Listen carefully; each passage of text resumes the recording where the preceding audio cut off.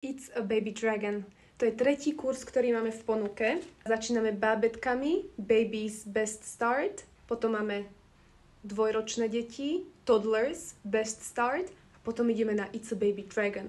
Takže začínajúci vek je 3 roky, 4. Máme aj 5-ročné detičky, ktorým sa veľmi páči tento kurz. Ale hlavne všetci zbožňujú Didi.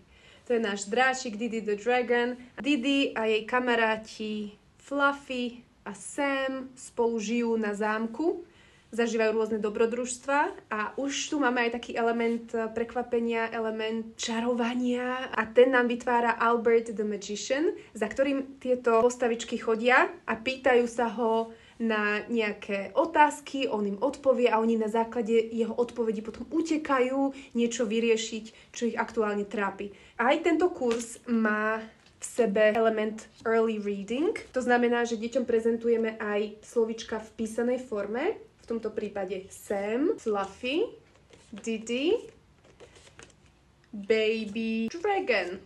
Tieto kartičky takýmto spôsobom odprezentujeme deťom na začiatku hodiny, na konci hodiny a tak sa im pomaly do tých hlavičiek dostávajú tie slovíčka aj v písanej podobe. Samozrejme, že pracujeme aj s obrázkami a teda so slovnou zásobou, ktorá začína teda na hrade samotnom. King, Queen, Present, Egg.